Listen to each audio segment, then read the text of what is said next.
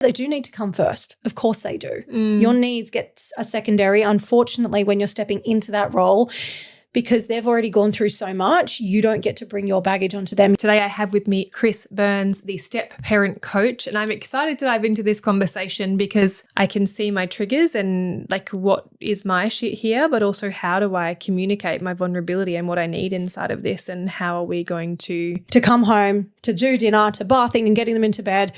Then I would switch on the laptop, be like, oh no, I've got to work. I've got to prove myself. To fucking who?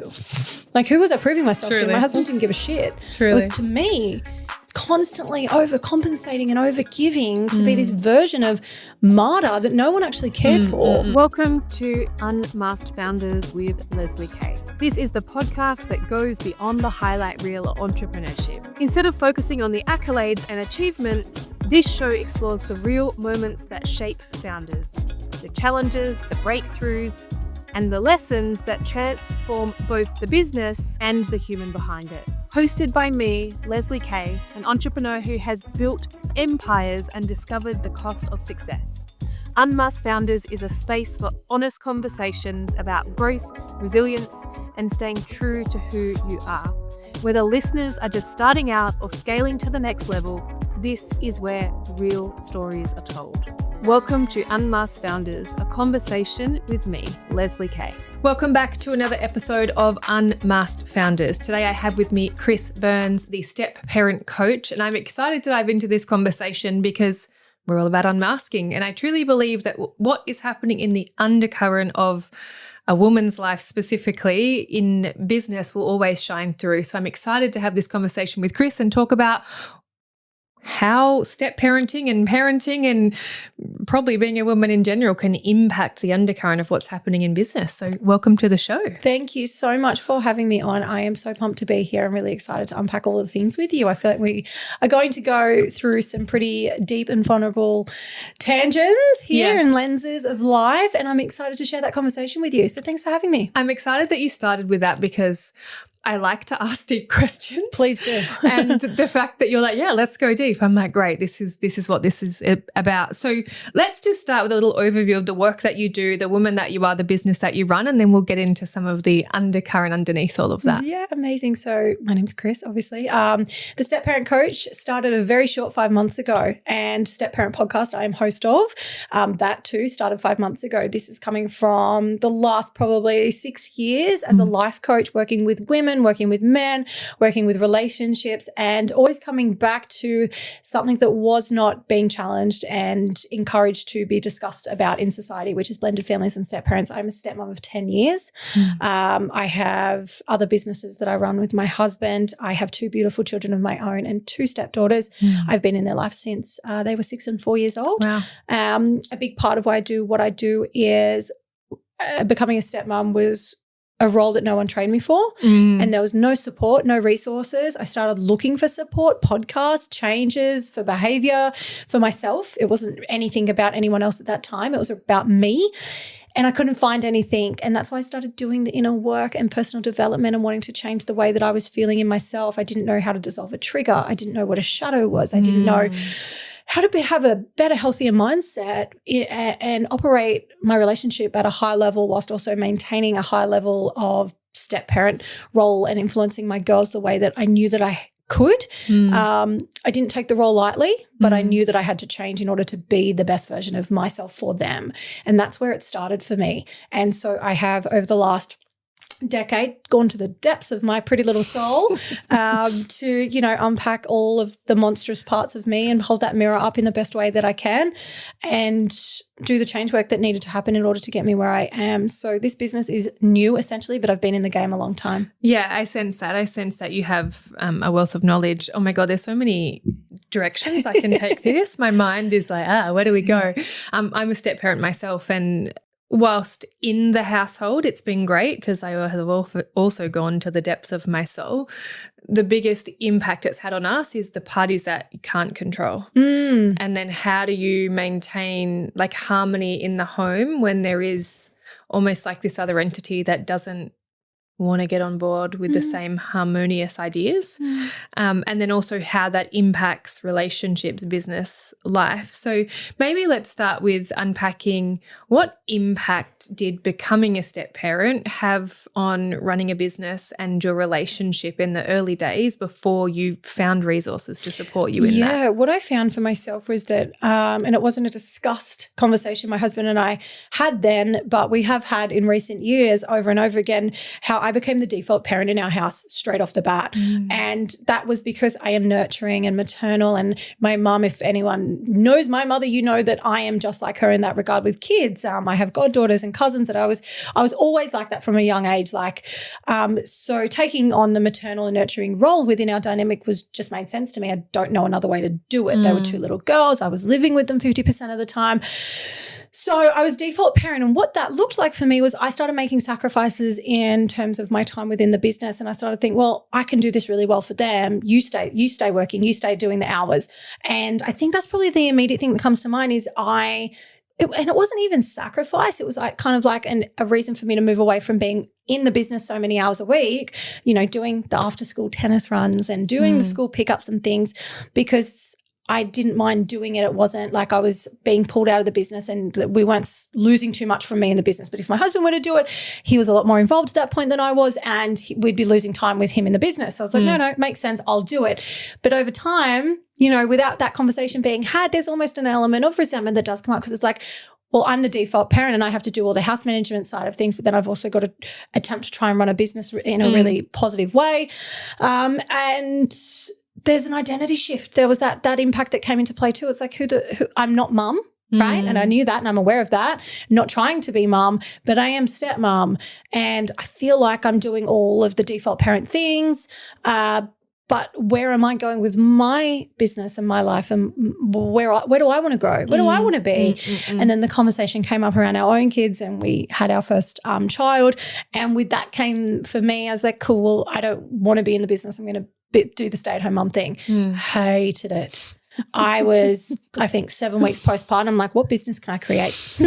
What am I going to go and do? Because this sucks. I'm not here for this. Yes. Couldn't do it. Had, it was only 50% of the time that I was doing it prior to that. But then the full-time version of it, I was like, not for me. Nope. I don't twiddle my thumbs very well. So, yeah, I think that I was impacted greatly in a really great way, because I learned to meet my edge a little bit fiercer. But yeah. What you're talking to here, and I actually had a podcast with Anna Rose on this the other day, is like you weren't willing to martyr yourself and your needs in order to fulfill an expectation that society has that a mum must look a certain way or be a certain way or want to stay home and be a mum full time. For sure. We have this conversation because me and my husband, husband 2.0. I like that. We have our kids 50% of the time because this is both our second marriage. Okay. We haven't yet had one together, but in conversations around having one together, we're like, yeah, but then it becomes a full-time thing again. Correct. And we actually have to opt into what does that look like. For sure. I had someone on my podcast the other day and she was like, I love my freedom. 50% of the time, I'm just a girl. I'm just a woman navigating the city and living my best life. It's amazing. I train when I want. I eat when I want. I go to sleep when I want.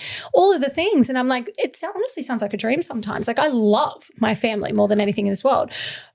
But also 50% of the time parenting, like I'm in Perth right now. My kids are back on the east with my mum. So grateful for her. But this is like a break for me. That plane ride yesterday, yes, it was 10 hours door to door transportation. My husband was over it, wanted to get off. I'm like, this is a dream for me. Yes. Like I'm watching TV for 6 hours. I'm good. Yes. Yes, I feel that. How do you think, and how maybe have you found the balance inside of that then? Because, we're not meant to want to have careers. We're meant to want to just be stay-at-home mums and fulfill that role. And for me, it's very true for me as well. I love my son, and I'm actually a better parent because I only get him 50% of the time, because the other 50% of the time I get to be present in my business and more so in my relationship. And I think it actually creates the balance that creates more gratitude with the time I have with him my son when he's there. So how did you sort of reshape your identity to be like, well, I get to be a mum, but I also get to invest in a business that I want, and I don't have to stay in the discomfort of just doing what people tell me I should do? Oh, absolutely. Vulnerability, I think, is my superpower. I'm good at leaning into what do I actually want here? And am I willing to compromise on that? Absolutely not. And I think that anytime that you do compromise on what you actually want, a brick wall of resentment, like there's a wall and there's a brick that goes into the wall of resentment, right? Every single time. So you decide if you're going to place the brick. And I refuse to place the brick. I'm raising 3 daughters out of 4 kids, and I never want them to grow up thinking that they have to be a parent in order to be deemed worthy or successful in any measures. I've often said, and I wonder if this would be true, and I'll never know now, but had society been the way that it is now, and I was a teenager now, would I have wanted children and fought so hard for that? I really wanted to have my own children. If I couldn't have my own children in the dynamic, I would have accepted that I'm a stepmom, and I took that, quite importantly. But would I have wanted them? I don't know, because I always wanted to be, the boss vibe CEO girl, living independently and doing her thing. And I'm proud of what I've created for myself and my family. I don't know if kids would have been what I wanted then. So I really want to encourage my girls to think about all their options, right? You've got to be happy and satisfied. I'm grateful for my family. I wouldn't change it. But yeah, it's just something that I've been curious on. I think it's almost holding the duality of this is where I am, but it could have been different. I would have been okay as well, without taking from the love that we have for our family. Yeah. I want to touch on this integration piece of sort of coming back into business after having your own children. And, this is called Unmasked. So, and you said you've done 10 years of the deep work. So I'm sure you're a woman that's faced some shadows. What did you find inside of yourself? And, you had this awareness about choosing you and that you wanted to actually be a CEO and have that life. But was there ever a time that you didn't have as much awareness and perhaps you did? So for me, I woke up one day inside of a life that I didn't ever actually truly opt into. So married by 30, kid by 31, but I never stopped and asked myself if that's what I wanted. I was just following a script of, well, this is what society says I need to be happy, built the business, the husband, the kid. And then I woke up and I was like, oh, I don't think I actually want this. Yeah. I was sleepwalking through life, just blindly following what everyone told me would create happiness.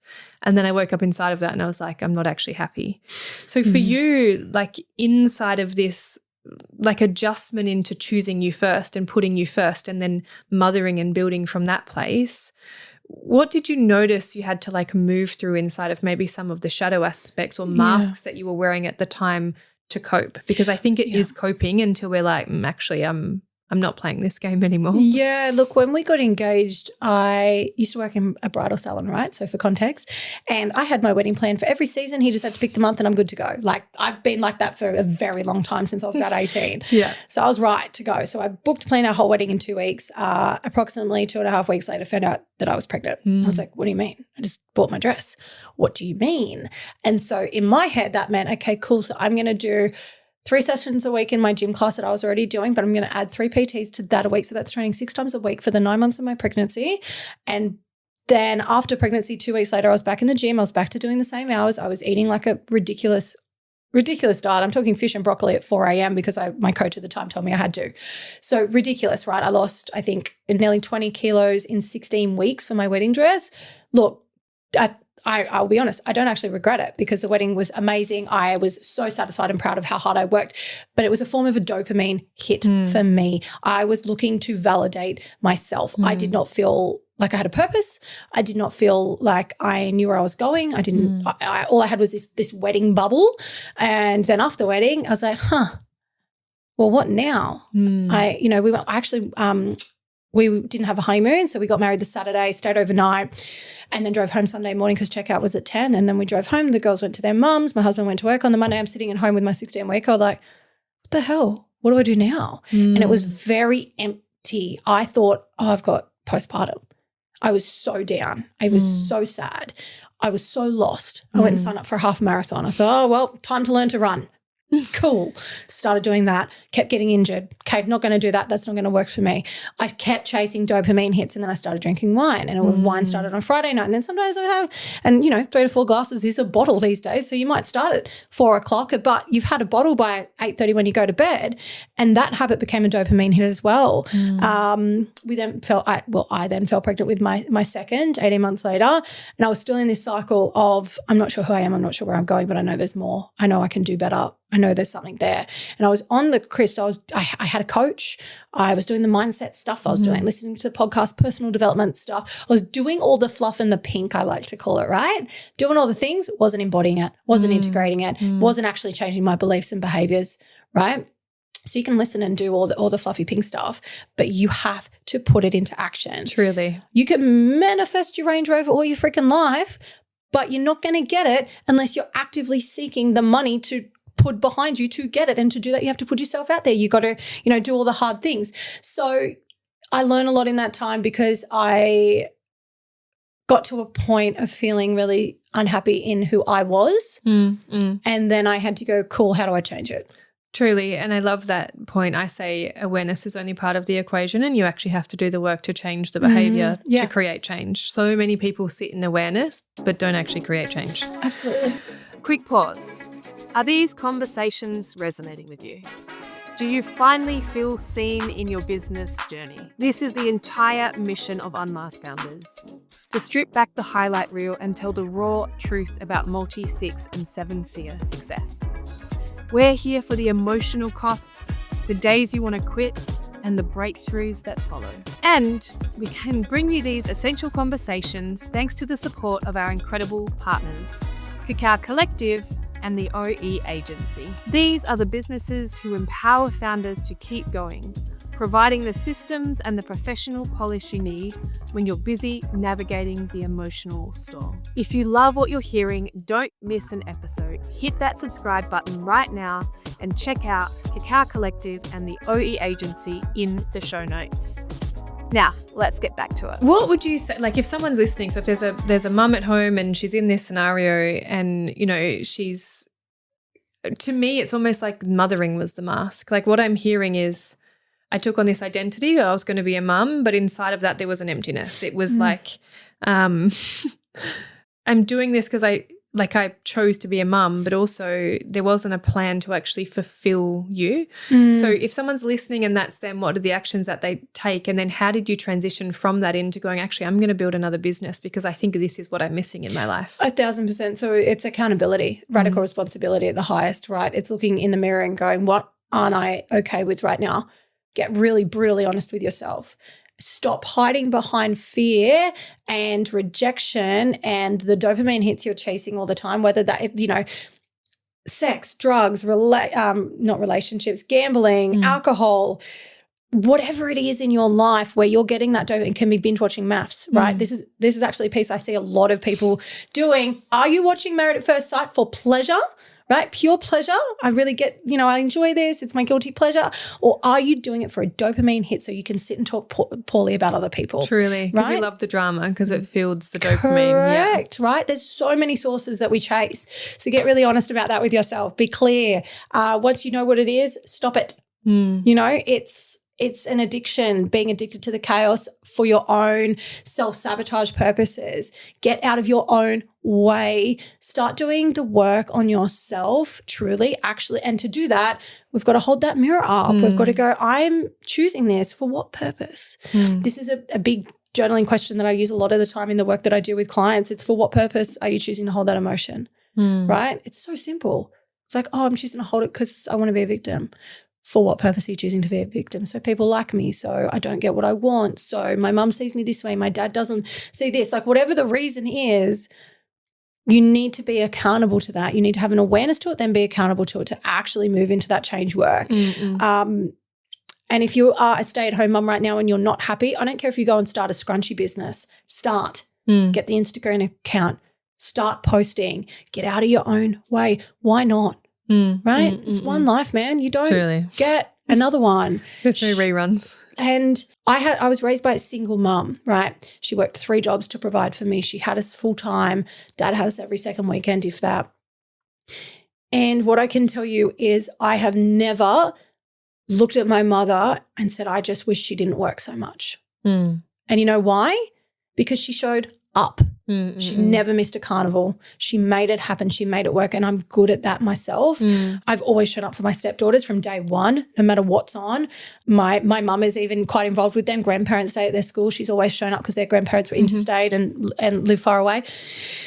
And showing up is what matters. I want my kids to see me working and working really hard, and that I want them to have that ethic. I want them to have that motivation and discipline, and not just see a mum that wasn't really satisfied in life. Yeah, for me, it's like I want to show my son that he's okay to choose himself because I chose myself. Yes. And I speak about this often. It's like I use this example. Sometimes he wants me to sleep in the bed with him, but I don't get a good night's sleep. And I explain to him, I'm like, buddy, this is a boundary of mine, because if I say yes to what you need, I'm actually not giving me what I need. Correct. And I don't sleep well in your bed.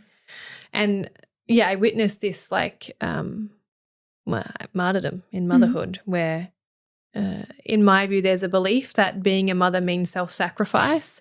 I think there is to a degree, like your life has to change because you're considerate of another being, but I still travel. I still do everything I want. If I want to go out, you know, before my new husband, his grandparents would have him. So I wouldn't change my needs purely because of being a mother. It was like, how do I make everyone happy? How do I make everything work? How do I make sure I am at his carnivals and I go to his events and he knows that he's loved and that he's a priority, and that I'm not willing to stop being Lezly. Like I was Lezly before I was mum. Yeah. Well before I was mum. Oh, 100%. My daughter's 5 years old, and my husband and I just come back from Vegas last month.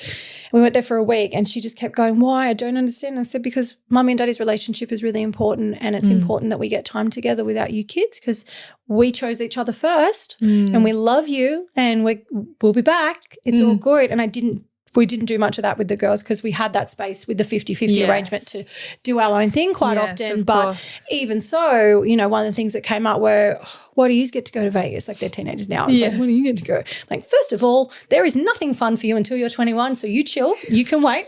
You can pay for it took me 34 years to get to Vegas. You can key yourself there, child of mine. But the other component was, and I said it to her, I said, we deserve time together and to put energy into our marriage so that we can give back to you. We are full-time, loving you, being there for you, here whenever you need. We're providing for you, all of the things. You have a great life, and you have a great life because we work so hard, but we deserve to give back to ourselves a little bit. And I focus on that conversation, and I think that's great. One of the things about being a step parent is that your marriage or your relationship is often the first healthy example they'll ever see of a positive relationship, because the only evidence they have is that people don't work out, right? So truly. Talk to me about this a little, because I think it's really important, and I would want to say even more so for entrepreneurial couples that become step parents. What were some of the foundations that you put in place, or that, you know, maybe trial and error, because this was 10 years ago, that you realised should have been in place in order to hold the foundations of a healthy relationship and healthy boundaries whilst also bringing up two girls? Trust. Safe. I'm a safe place. I'm a non-judgment space. There's no shame, guilt, fear, rejection from me ever. Feel your feelings, you know, unless it was a matter of emotional engagement or anything that was really, really wrong. I was a vault. You can say things that you don't want other people to know, like within reason, of course. I'm never been silly about that sort of thing, and always communicated on the other side of things when I needed to as their children. But, you know, if you're having big feelings about anyone in your life, you can share them with me, and I'll hold that space for you, and I won't take anything personally you feel about me too. I think being consistent with that was key. Even when things were hard to hear, I was never reactive, and I think that's really important. I think step parents need to lead from a place of grace, compassion, but also leadership and authority. Be that safe space, but be consistent. You can't, just because they might say something mean to you, doesn't mean you get to blow up now. It doesn't mean you get to have a problem with them now. They're children. the biggest piece is that their brains aren't fully formed. So stop expecting them to behave like adults and start treating them straight off the bat as children. And what do they need? And yeah, they do need to come first. Of course they do. Your needs get a secondary, unfortunately, when you're stepping into that role, because they've already gone through so much. You don't get to bring your baggage onto them, your wounds, your childhood, your limiting beliefs, your self-worth or lack thereof. That doesn't get to be on them. I want to touch on this piece that their needs get to go first, because in what I understand, the primary relationship needs to go first. But do you mean on an individual level, as in like, the step parent needs to understand the emotional needs of the child first? Correct. Absolutely. So that's what I'm also mean in terms of a child comes into the room in the middle of the night and they're having a nightmare. The step parent does not have the right to say, no, you can't be in here. You want your parent? He's your parent. Sure, I got you. It's all good. Do you want space or do you want me to stay? What do you need in that moment? Rather than being like, oh no, this is our bed, this is our space. Like you need to come back to this is a child with child needs. They've got a new adult in their life. You've got to respect their space as and you're much as you have navigating creating safety in a new environment. Correct. Yeah. What would you say? Because I hear you, and actually I would say there's boundaries that are needed inside of that.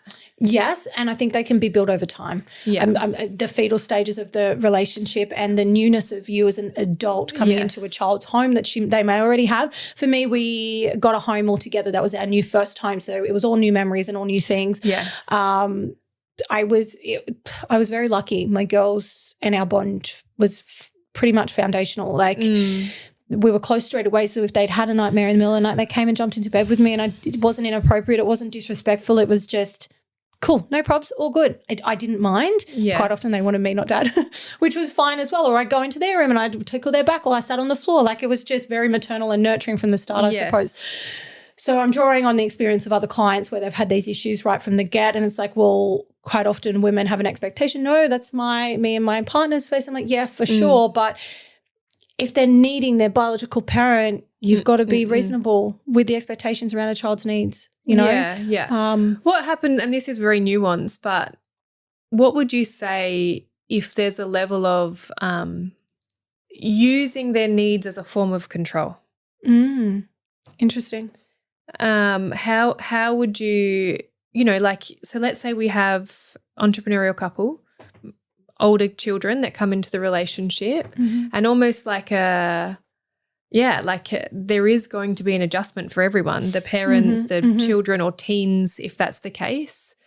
What do you say to those parents that are like, our primary relationship is number one, and how do we also navigate having boundaries and creating safety inside of that dynamic? Open conversations with vulnerability is key for that, I believe.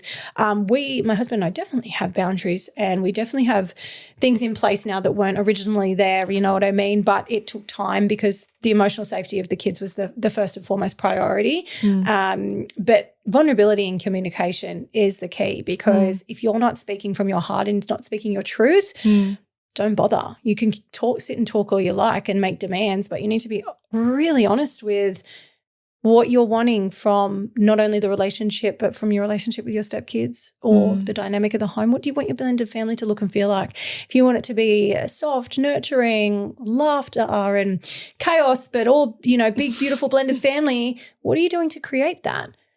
How are you going to support them to feel safe enough to be playful in a home that doesn't feel like theirs, right? If they feel like they're going to get in trouble because you've been like, oh, no, I expect you can't go in our room, then they feel like, oh, there's restrictions around my parent. When you said that, it's like I hear the response in almost like the woman that is trying to create safety for herself with her boundaries versus the vulnerability of like, I feel like there's no space for me here. So correct. Great way to put that out. Yep. Yeah. So it's like I'm trying to hold the nuance of, for those that might not be aware of their patterns or behaviors or for me, when we were integrating, my teenager wanted to fight the teenager that was coming into the house. Like, hang on a second. And it takes a lot of awareness to sit in that and be like, oh, I don't feel safe. And how do my partner, not the 12-year-old, how does my partner help me create more safety? Yes. So I can show up for the best way inside of this relationship. But as you were saying that, I was like, what I'm hearing is the woman may not be feeling safe inside of the relationship, and that's on the partner. Absolutely. To Men actually- need to lead. To witness and be like, babe, what do you need? What do you need to feel safe? Because our responsibility is to make sure the kids feel safe, but how can I make you feel more safe inside of this dynamic, which my husband did incredibly well. But as you were speaking, I was like, oh, I never got funny with all of our kids come into our room whenever they want. Yep. And I was like, oh, because I felt safe. Like I didn't feel like, I felt like it was an us rather than an individual. Like it was never like the daughter's needs versus my needs. It was what does the collective family unit need, and how do we all work to find this harmony and this new rhythm, which created a lot of safety. Yeah, excellent. So, as you were talking, I was like, oh, I can witness the little girl inside of that example, as in like the little girl in the woman that's not feeling safe. So she's like, well, this is my safe space, so I need you to stay out of it. Absolutely. Versus communicating that and saying, hey, hubby, I don't actually feel safe here. And I've noticed that I'm putting in place boundaries around our bedroom because to me that's my sanctuary and it's somewhere that I feel I can go to create my own safety. Yeah, absolutely. So, I just wanted to break that down because I think, and I'm sure you would see this, the nuance of like, we have to be grown-ups, but if you have a younger part online that's like, fuck this, fuck the, like, why am I not important here? Absolutely. You need to figure out how to navigate self-soothing and also how the primary relationship can create more safety perhaps for conversations. Yeah. Or I remember when we were integrating, there was a lot of conversations that were almost mediated by my partner to create safety for me and to create safety for her so we could find the vulnerability and the safety in being vulnerable. Yeah.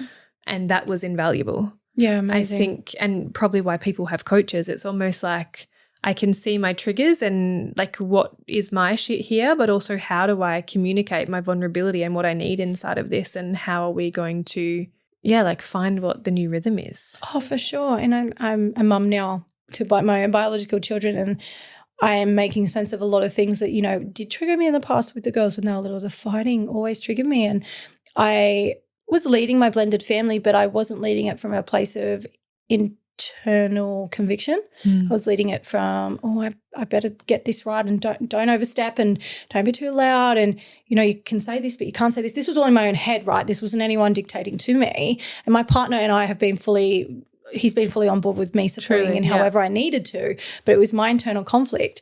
And now with my own, I'm recognizing similar patterns come up. It's like the fighting really triggers me. I don't cope well with the negative language. I don't cope well with the yelling from my own issues in the past. And I'm noticing like I held myself back with the girls. So now they're much older and man, do they know how to battle it out. And they go from being best friends to really mean. Yes. And now the way that I show up in it is I am so convicted in my calm. There is no advantage to me raising my voice. There is no advantage to me trying to make them best friends, but there is an advantage to me saying, I will not tolerate this. You cannot continue to speak that way, whether it's because you're setting a bad example for the little ones because they're now doing it too, but they were always going to do it anyway, not shedding blame to the girls. But now it's like I'm so convicted in this is not okay as a stand in our home, right? And in the past it was like, you probably shouldn't say that, like trying to nurture them in a way where I was holding myself back almost. So it's been an interesting dynamic now as a mom where I'm like, do not say that to your sister. You're not allowed to speak that way. Like my son is 7 and he's learning you can't raise your hand to a girl and he just gets so angry sometimes about it and like kind of thing. And I can be triggered by that straight away. It's just an interesting pattern that's played out over the years and it's changed over time, but it's also remained there, which is great because we know what we need to work on, right, as people when it stays there. Truly. Yeah. Biggest mirrors. I want to touch on something you mentioned at the beginning, like finding this identity piece and where, you took on the role of stepmom and then you took on the role of mum and there's like a conviction in everything you do. But I don't even think it's an overachieving mask. It's almost like just I'm so capable, I'm going to do everything. I tied my worth into being a martyr. Yes. Oh, yeah, I was a martyr victim though. It's like everyone, look at how good I've done, look at how busy I am, look at how many sports I take them to and all the things that I do. I was speaking to my husband about this literally last night. Yes. Like my little ones do 4 to 5 sports a week, no, right? thank you. Absolute nightmare. The piece of me that says It's true. Part of me says I'm doing this because I want them to be disciplined and committed and learn the tools that I didn't have from a young age. I was quite a lazy teenager. I don't really enjoy laziness as a characteristic in any person. So that's the priority with it, but also to hold up the badge of honor of I'm so busy. And I did that with the girls. I was so busy. The afternoons that we'd have them, not only did I leave work 2:30 in the afternoon to go and get them from school, to get them changed, to give them afternoon tea, to take them to tennis, then take them to guitar lessons or whatever they were doing at the time, to come home, to do dinner, to bathing and getting them into bed. Then I would switch on the laptop, be like, oh no, I've got to work. I've got to prove myself. To fucking who? Like, who was I proving myself to? My husband didn't give a shit. Truly. It was to me constantly overcompensating and overgiving to be this version of Martyr that no one actually cared for. Except for the story in your head. Yeah, truly. Exactly that. Truly. Did this create like any moments of almost like collapse or like disarray inside of your relationship or your business? Like, talk to me about a moment, and actually I'm just going to say a moment because everyone has had one where you're like, I can't keep doing this. Like I give up, whether it's parenting or business and how did you like identify it and bring yourself out the other side? I was very excited about starting the life coaching game when I did started the podcast 7 years ago, Inside Out with Kris. This is my previous branding, guys, for anyone listening, and Inside Out coaching. And I was, I got to multi-six figures in 6 months, right? So killing it, yeah. But I had 23 or 22, can't remember right now, one-on-one clients. Ooh. And didn't take a beat on the motherhood game either. So I had a 4-year-old and I had an 18-month-old and I had the 2 school-age girls, and I did not miss a training. I did not miss a sports thing on the weekend. I did not miss any client sessions, and I was under the pump. And I got to a point where I was like, what am I doing here? I'm not enjoying the people I'm working with. I'm taking on really leaky clients who actually don't want to work and change. I'm tolerating subpar standards in my business. I'm feeling stretched at sports. I'm overwhelmed, and wearing that badge of honor, like that's probably the key moment that comes to mind, because I was like, I want to throw it all in the bin. But I'm like, I don't want to be a stay-at-home mom either. Like, I want that in the bin and I want that in the bin. It's like, what am I doing? What do I actually want here? What I wanted was standards. What I wanted was enough self-respect to put energy into things that I want to put energy into, but also come from a place of authority in my home where it's like, cool, doing all this on my own is not working for me. Being the default parent out of all the parents involved is not working for me. And I didn't do that for a long time. I didn't have boundaries. It was I can, yes, I can, yes, I can, yes, I can. And I have strong boundaries now, and sometimes it is no, and that's a hard thing to say, especially to kids. But I'm available for this. I'm not available for this. Truly. Me coming to Perth for 4 days, that's in the past, I would have said I couldn't possibly for 4 days. It's too far. No way, right? But sometimes you have to support you. Truly. Put yourself first. And I love this because the boundaries aren't necessarily with everyone else. They're more so with yourself. It's like the part of you that wants to martyr or wants to prove or wants to just say yes to everything because you're so capable.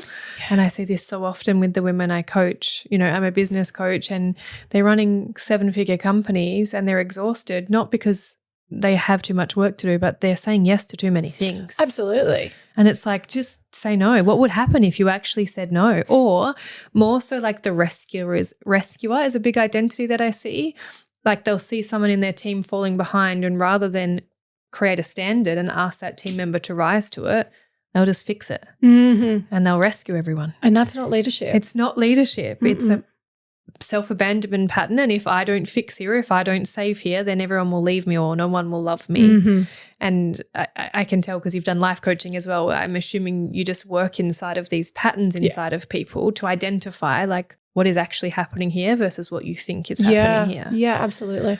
And I love that you identified, like it's boundaries and having standards. And I think for any woman listening, especially those that are trying to juggle everything, you need to have boundaries and standards with yourself. It's not even about the outside world. It's like my boundary is I don't work past 6 p.m. or I don't open my emails past 6 p.m. or the standard in my business is I don't do rework of anyone inside of the business. Like I just push it back to them. Mm-hmm. And I think similar could be said of co-parenting and blending. It's like, what's the boundary? Like I'm not just going to say yes to taking you to all of the sports. And what's the standard inside of that? Because you also don't want to let the kids down. Oh, absolutely not. And that's why I do what I do, and how much I do is based on not letting any of the kids down. But in the same sentence, you know, sometimes it looks a little bit different, i.e. tomorrow afternoon they're at their mum's, but they will go to my house because it's walking distance to footy training. My mum's there and they've been told, Kim can drop you up to your mum's. It's not too far, but you've got to leave at 5:30 because it's getting cold. She's got the 2 little ones. She's how old is she? 60 this year. I was like, she's not 70, she's 60. She'll kill me for that. You know, but this is the best that we can do. Sometimes they have to stay back till 6. If not, you're going to have to get yourself back to mum's. I was going to say something around the co-parenting thing that you just brought up actually. This is for anyone who might be in the thick of the co-parenting, you know, journey that it is. What you need to remember is that not everyone deserves access to you, and you actually have a choice. And stop thinking that you have to be available for access. I think it's really important to remember that. I've got a lot of people I work with that feel like they can't block the person, or feel like they have to have them accessible on social media, or, you know, they look at their page often and vice versa, and they're getting monitored and all the things. And I deal with a lot of high conflict co-parenting situations in the work that I do with clients, and you get to decide. It is a boundary of yours. If they have access to you, it's not necessary. It's a choice. And the sooner people can wrap their heads around that, the easier their co-parenting is, because they can change the way that they do things. Talk to me about that. You know, co-parenting in itself is challenging. Trying to assimilate a relationship and create new standards is challenging. How do you guide people if, like, not all parties are on board? What I want to remind you of is you can only control what's going on in your home, in your blended family, and how you show up. It is not up to you to react to someone else's behavior and their patterns and their childhood wounds. It is on you to sort your shit out, so to speak, and you not to be a victim to their choices and how they choose to show up, what they do or don't do. It's none of your business. And yes, how they affect the children directly does impact you, but you cannot control it. Stop trying to. Stop writing messages on your partner's phone and sending it like it's from them. Stop stalking their social media and putting it in the group, putting screenshots in a group chat with your girlfriends. You are entertaining the drama, and you are the problem. You're adding fuel to your own fire. You are trying to get validation that you're a good person. If you're a good person, you already know you are. And, you know, we wouldn't enact that behavior. When you say that, I'm like, wow, that's exhausting. And women do, right? Yeah, block and delete. You have an option here, right?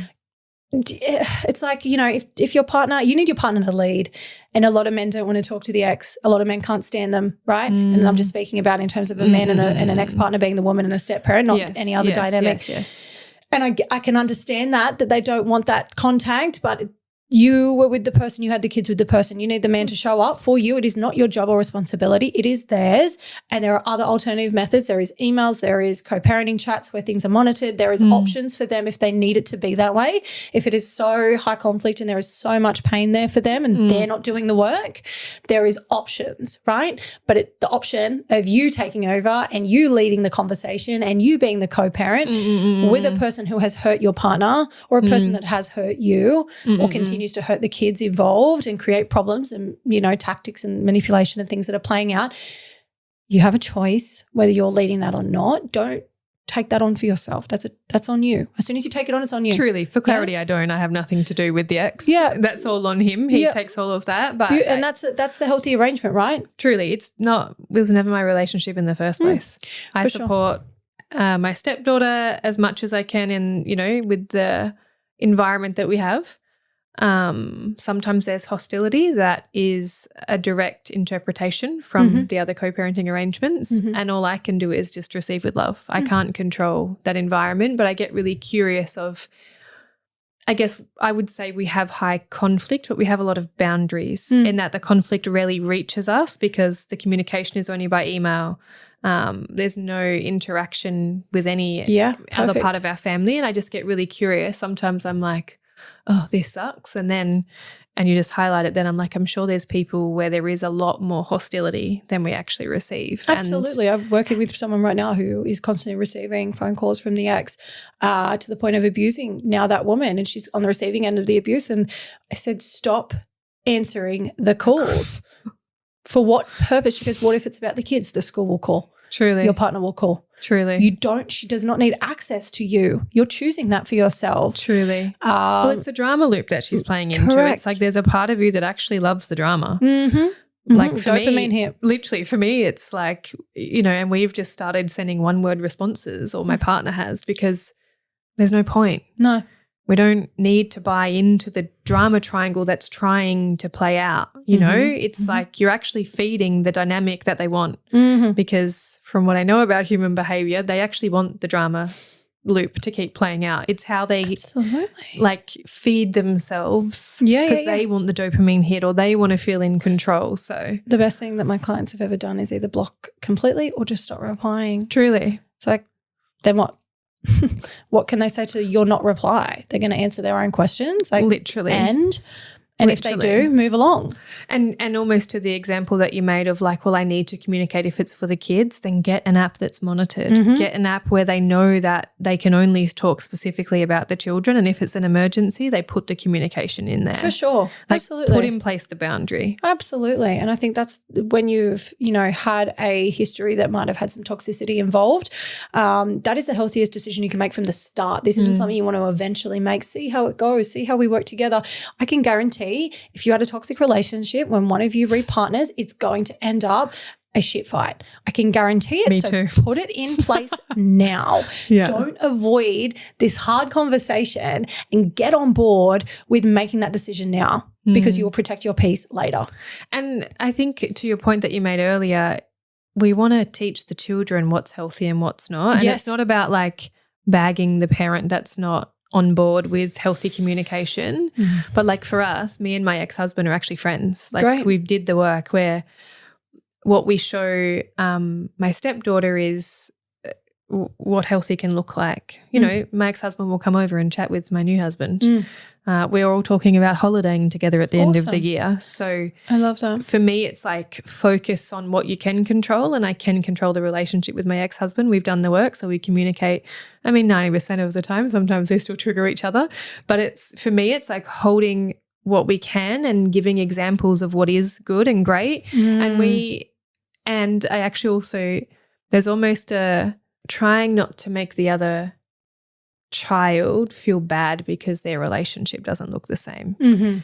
So yeah, it's a balance. I don't think anyone's perfect in it, but I think just this is what healthy looks like, and we're going to model this versus bag that. It's never about engaging with what's not working. It's like, well, this is what does work, and how can we have more of this in our lives? Totally. My husband has actually often said that he'd really struggle to hate me if we ever split up, because I'm just so embodied with my truth and being vulnerable and speaking from clarity and holding space for other people's feelings and not judging things too quickly. And even if there's anger there, I'm like, cool. Feel your feelings. Let me know when you're good to talk. Truly. And it drives him crazy, but not that there's often anger there. But yeah, it's just so interesting, because I think anyone that's doing the work on themselves, man, if the relationship didn't work out, you'd honestly have such a healthy co-parenting relationship. You've just got to go inward. Truly. Don't avoid it. I have no fear. People are like, are you sure you want kids again? What if it doesn't work? And I'm like, fuck, well, I know how we would communicate and we would be okay. Yeah, absolutely. It's more about the projection of pain. Yeah. Like one party wants to stay in the victim cycle. So they're unwilling to do the work or unwilling to learn how to communicate. Like for me, everyone could co-parent well. You don't need to go to therapy to save the relationship, but if you can't communicate, go to therapy, get a coach to co-parent well, because you owe it to your children, if nothing else. Oh, for sure. I was raised by a dad that spoke shit about my mum constantly. My dad wasn't a bad man in terms of wasn't abusive, wasn't alcoholic. There's nothing, no big crazy wild story there. But I haven't spoken to him since 2020. And prior to that, we didn't have a relationship. It was on and off over the years. And 2020, when my daughter was born, something changed in me. And I went, I don't want this man in my life. You chose not to be in my life as a child. And now suddenly I'm an adult and it's easier. And I don't want that. you didn't choose it then. Why? For what purpose are you choosing it now? Guilt, maybe shame upon himself. I'm not sure, but it wasn't enough for me. And I made that decision and I cut ties with that relationship. And I've grieved it. I wouldn't say I grieved it. I've grieved the idea of it. I've always grieved the idea of him. It wasn't him I grieved as a man. I forget where I was bloody going with that. But basically, I think that from a man coming from a child of divorce, my mum showed up in every way possible. Even when I would tell her all of the nasty things he would say, she never said a thing. She just said, I'm sorry your dad feels that way. I'm sorry he feels that way. Yes, you do have to see him this weekend. Yes, your dad is coming to this. Yes, you are going to this.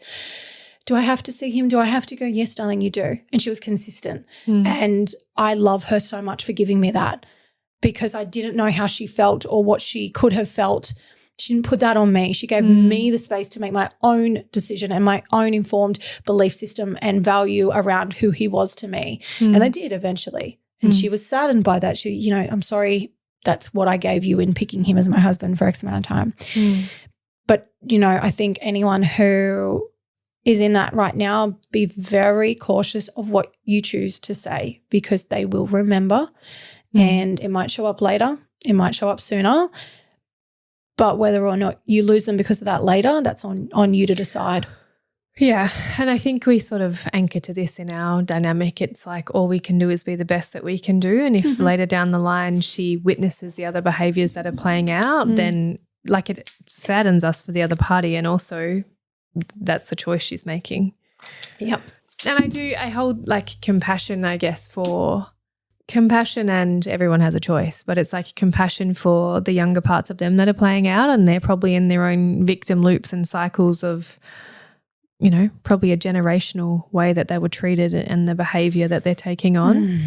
And we all have a choice to go do the work. We all have a choice to go get a coach. We all have a choice to step forward and find the lessons that we need to become, I want to say, like more integrated, more loving and accepting. I have not a close relationship with my dad for similar reasons. For me, he wouldn't take responsibility. Yep. And that's huge for me. I'm like, just take responsibility. I didn't need you to be perfect then. I don't need you to be perfect now, but I just want responsibility, like an awareness of I'm sorry and I didn't know how to do better and now I will. Yeah. Oh, absolutely. One of the last interactions when my father went, my daughter was brought up about my stepdad. My son said something and he got the shits about that, and I thought, you don't get to have the shits about that. It's been a very long time. Like you've had multiple different relationships. I had women walking into my life from a very young age and walking back out again.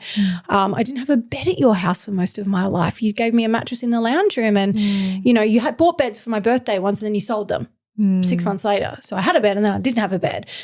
This is a man but also it was always mum's fault. He had no money. I'd give it all to child support. He was not giving it all to bloody child support. Come on. Yeah. I've seen it all now. I know all the truth now. And it's like this man just continued to be a victim and continued to blame. And he wants to stay in that. And for me, it's like what energy and views and limiting beliefs are we protecting our children from?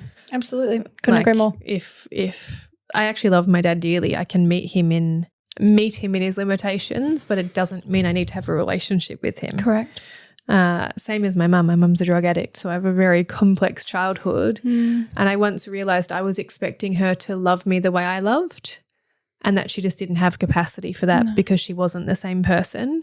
And when I realised that, I was like, oh, I can like just choose to love her because she's my mum, love without forgiving for the pain that she caused.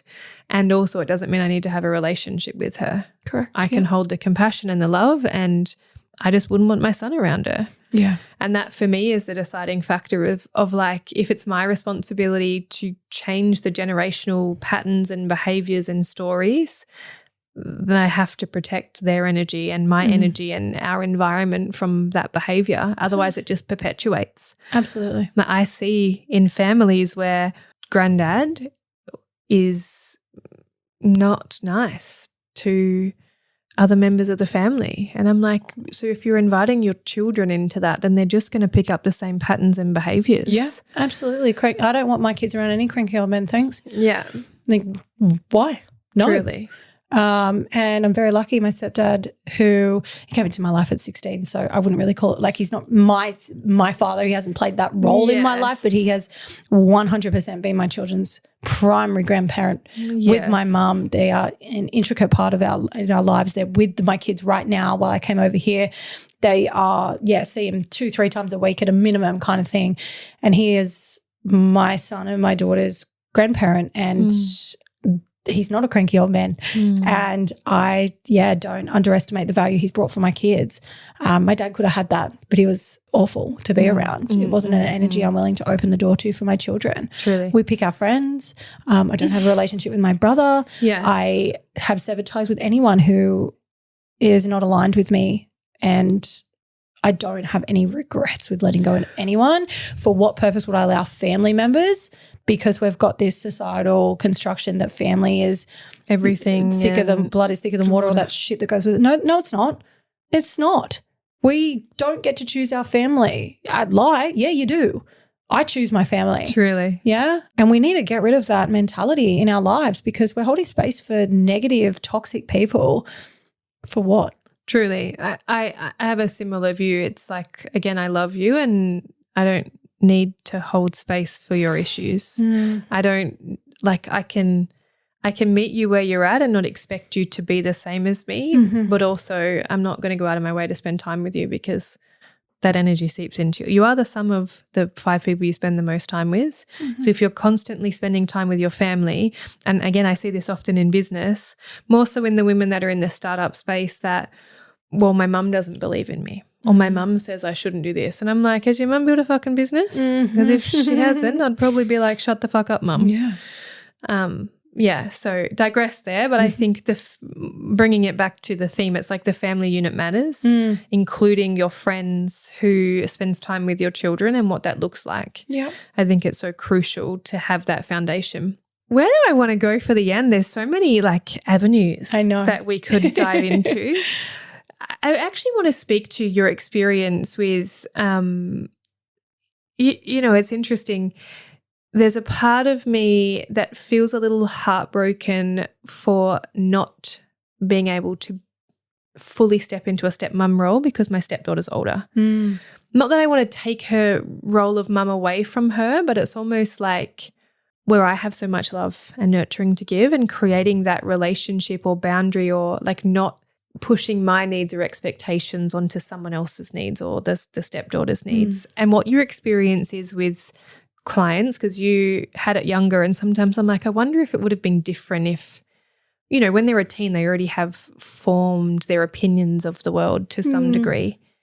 How would you say, and I know that it's a time thing, like it's just being present and consistent and safe and continuing to show up, but what are some ways that you can suggest, because I probably could have done with you 18 months ago, of integrating into that. Into her world. And also it's almost similar to your point before, which is what we found. It's like, my needs matter, but I can't push my needs onto someone else. Absolutely. If she doesn't want to be my friend, then I can't make her be my friend. Yeah, for sure. I think it's really the key word there where you just said friend. I don't think you need to be her friend. You're stepmom. 2 different things, man. You get to choose, and she gets to choose what being her stepmom looks like for her. And that comes back to, what does it feel like for her? What does she want it to feel like? Strategically, I would be encouraging you to find things that she enjoys creatively speaking. What is it specifically? Is there shopping? Great. That's great. But I love shopping too. With my girls, I know one loves going to get her nails done and really hates it when I get mine done, because that's not fair. And I'm like, you, my love, are not 34 years old. You can have them in the holidays, but no, you're not having them for the school term. But for her, if we go do that one-on-one, she really appreciates it. She values it. It's time, just her and I. Bringing that into the home and the blended family unit of how much one-on-one time are we each getting with the other child's partner? And if none, how do we create that as a routine, as a monthly thing, as a weekly thing, whatever that would look like is effectively for you. Is it going to a concert once a year and this is me and you time, not me and my child's time, but me and your time? What's something fun we can do together? I was texting my stepdaughter last night because our favourite artist, her name's Jessie Murph. I don't know if you've heard of her.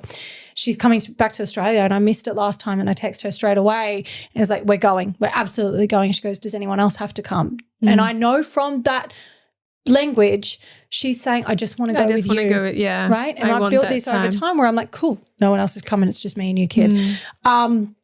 So things like that, being aware of, well, what can I create that's going to be cute and effective and not too expensive but consistent. It's not just consistently showing up. It's like, where is the one-on-one space being created for her and I, for me to learn more on her, let her have the space to open up to me that's not at the family dinner table with perhaps your son interrupting conversations or in the car where dad's there too.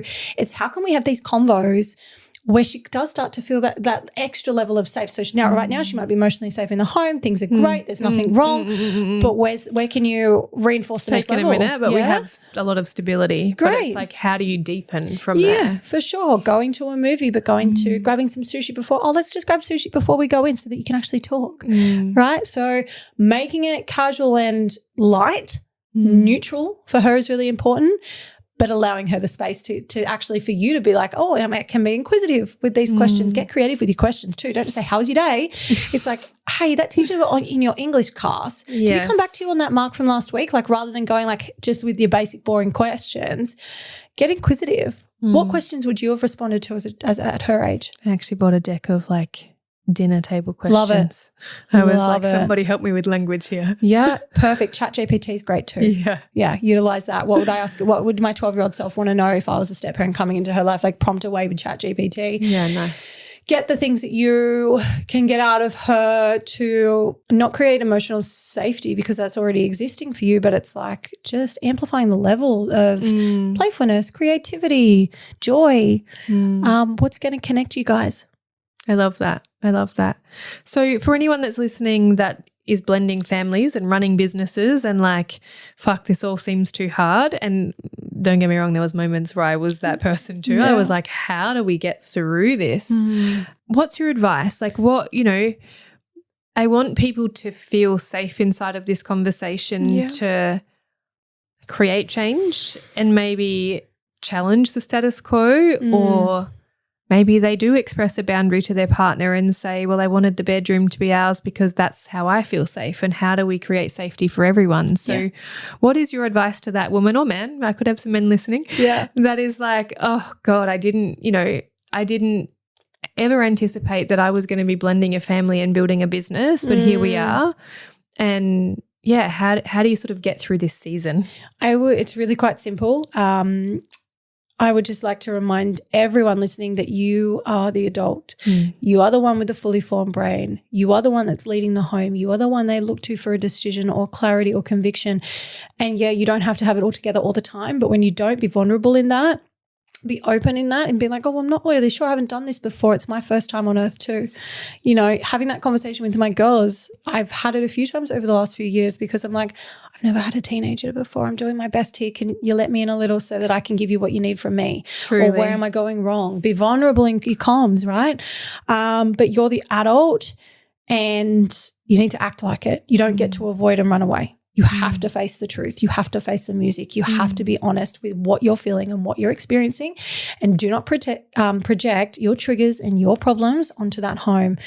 They need a safe, emotional home, and you get to be the one to create it because you now know better. Yeah, you can't have listened responsibility. To this. Yeah, you can't have listened to this episode and not know better if you didn't know. Now you say that you know, right? Yeah, you can't avoid it forever. So stand tall in that. Believe in yourself and back yourself. Thank you. I love that. And where can people find you? We'll obviously drop all of your Instagram handles and everything in the show notes. But if someone's listening and they're like, God, I actually need support. Yeah. Like me 18 months ago, and I didn't know this was a thing. Yeah, well, that's why I've made it a thing. Literally, I was like, somebody help me. Yeah. Yeah. Where do people find you, and what's like the first step if they're like, oh God, please help me integrate and blend this family? Perfect. So my podcast is Step Parent Podcast on Spotify and YouTube. You can go and subscribe or hit follow on Spotify. Our weekly episodes, Monday, 5 a.m. I am always in your ears. They are short and snippy solo episodes. There's also some guest ones coming through. And they are just really raw, vulnerable conversations filled with strategy and momentum and actual tools to navigate this season. That is my free resource for everyone and available to everyone. If you are looking for a deeper level of support, the books are open. I only work with a specific amount of people at one time, and I am very, very hold my standards quite highly with who I choose to work with. I can't help everyone, but I will try and help those who are ready to do the change work and hold up that mirror.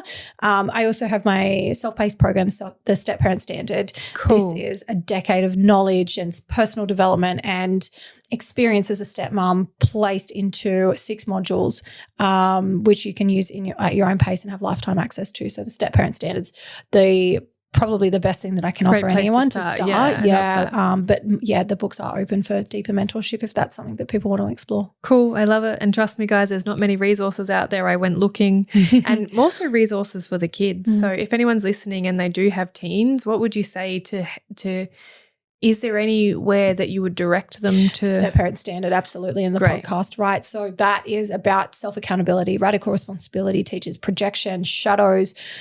You know, to be a master of your emotions, you need to face the monster. So get really clear on you, and everything is a projection, right? So everything going on with those kids is a projection of you and your behaviors. So the sooner that you can start doing the work around that, the easier the home's going to get. Truly, if I ever had tension with my stepdaughter, I'd be like, what's this showing me about my 12-year-old self and what need is not being met here? Yeah. And with that inquiry, you tend to uncover and diffuse it because it's never about them. It's always about you. 100%. And I think not many people have that skill or avoid that skill of like, what is this showing me, not what's happening here. Thank you so much for your time and your generosity and the work that you do in the world. It's been a pleasure talking to you. Thank you so much for having me. Yay, thank you. Thank you for listening to Unmasked Founders with me, Lezly K. Follow Lezly K on social media for more insights, and we'll see you in the next episode. You can find me at Lezly with a Z, Kaye. Check the show notes for how to spell my name. Remember, true success is built from the inside out.